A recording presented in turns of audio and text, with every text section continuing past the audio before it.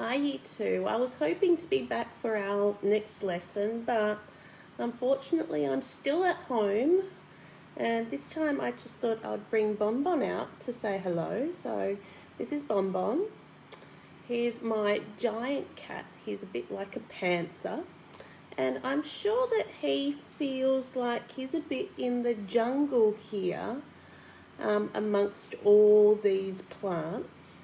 And that's what we're going to try and do with our artwork, is make our artwork look like a jungle, just like how Henry Russo made his painting. So let's get on to our next step.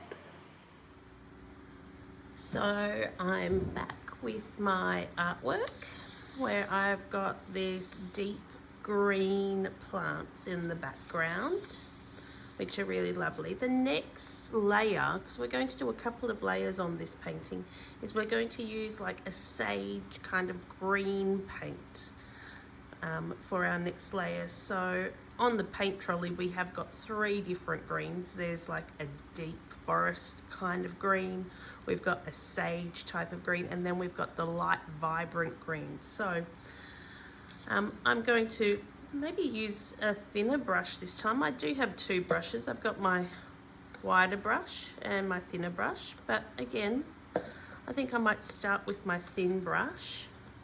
And I've just got my thin brush being wet, and I'm going to look at some spots of where I could put some plants.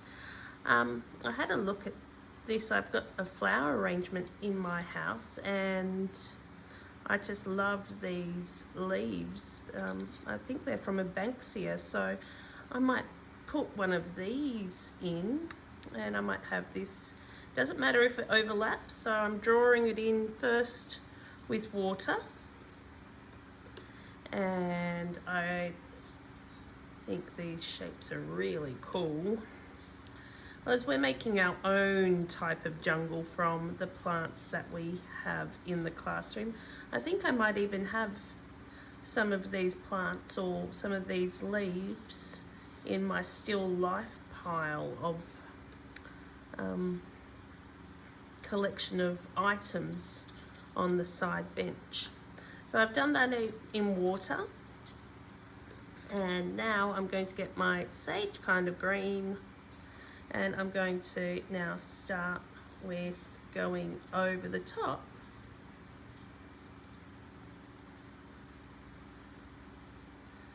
And filling that in. So you can see I'm doing the outside edges, then I'm going onto the inside. So having it wet first does help the paint glide a little bit. Oh, this paint is actually quite old and it's dried out quite a bit, so it's really sticky. But I'm sure the paint that you've got on the paint trolley is actually quite nice, because I did buy us some new paints this year, and most of those on the trolley are new. So, and I'm filling that in, going as quick as I can. I hope you're going to be a little bit more careful when you're painting your one. But as I said, it does not matter if they overlap. Trying to look at where my water lines are. Oh, big blob of paint just came out then. I'm not going to do anything to it. I'll let it dry. Maybe it might turn into a vine. It's okay, if mistakes happen, we can just let them be. They can probably turn into something later on, or we can paint over it once it's dried. So there's that one, and I might have a look at some other leaf shapes. I could even repeat some leaf shapes if I wanted to. I quite like this my spider plant, that one here, but I'm actually going to rotate my page this time. I'm going to rotate it, turn it upside down, and I'm going to start with my paintbrush being wet. And I'm going to have that coming from here, overlapping.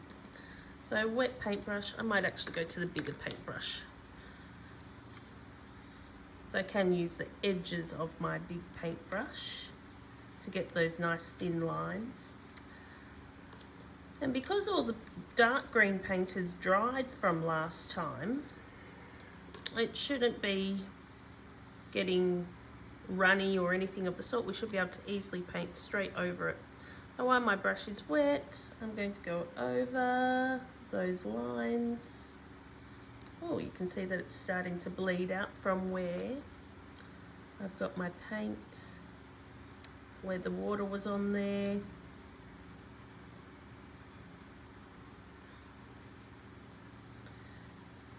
As I said, it does not matter if they overlap. In a jungle, there are many, many different leaves, and I'm sure a lot of plants all overlap one another. So we do want a really full, abundant green jungle in our painting. If we look back at Henry Rousseau's paintings, they were all completely filled. So, and I think that if some parts need to be thicker, go over it. Or you can let it dry for a little bit and then come back to it, like I might do that. But we've got that there.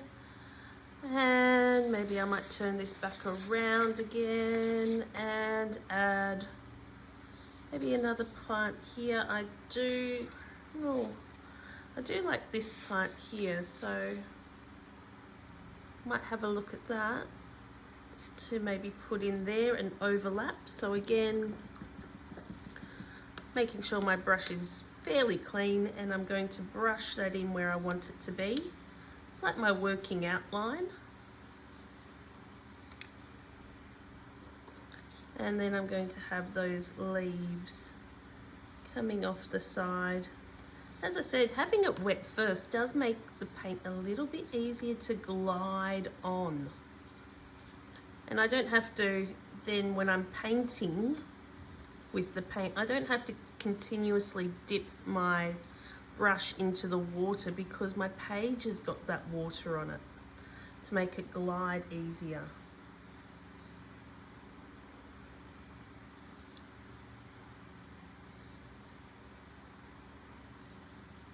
So doing the outside of the leaf and then doing the inside. And I think I might have to come back and do another layer on that, but that's all right. Outside, then going on to the inside. Outside, then painting the inside.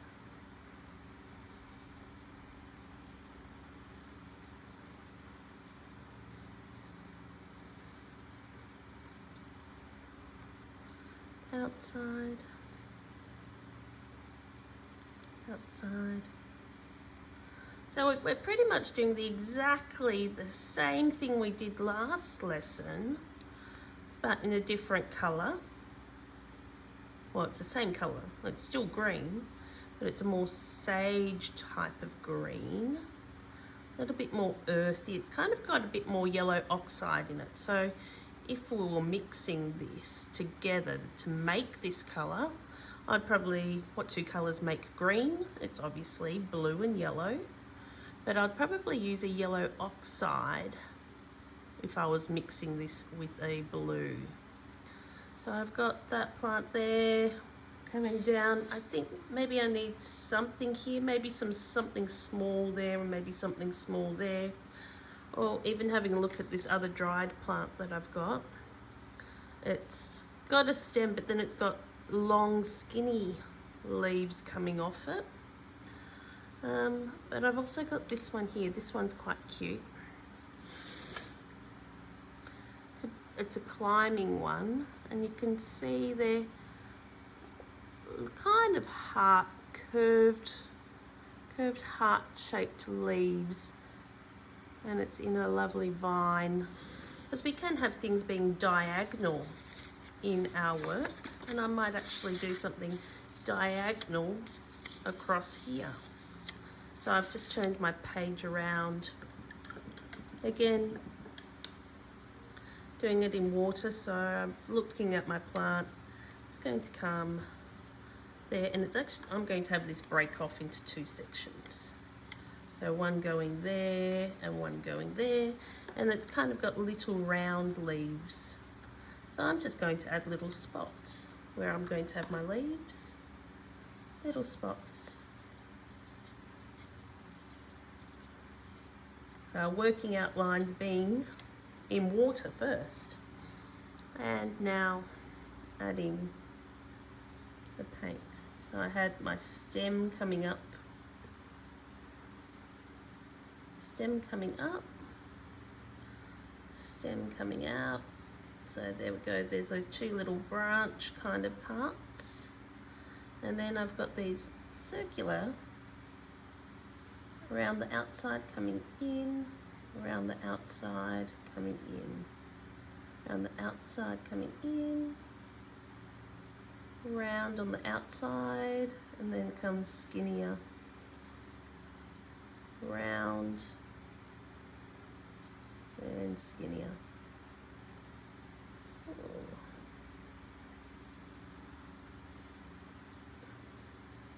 Now this is where I probably want my small brush.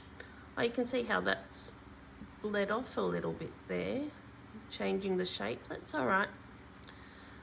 Plants are very forgiving and they are organic in shape, so, and not every leaf is exactly the same as the next leaf, so it's still going to work for this artwork. If you do have some mistakes like that, it's not something to really worry about too much. And I'm even just dabbing that. I think I had some more circular kind of shape, then coming down and joining onto the stem.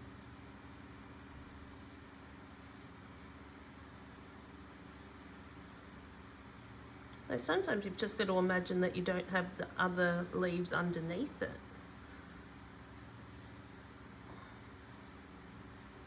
And I think that is done there. Still wondering whether I need something little around here. And I might just do a repeat of this arrow leaf. I do like that arrow leaf.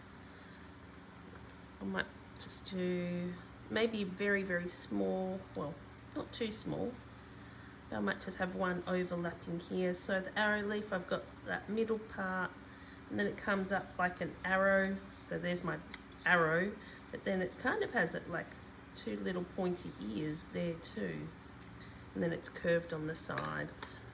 So I've done my part in water, and now I can go over it with the paint. I've got lots of overlapping leaves.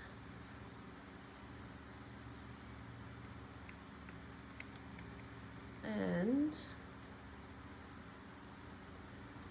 filling in any of those gaps. And then once it's dried a little bit, hopefully some of my other parts here have dried. Or I might even add a bit of that leaf there.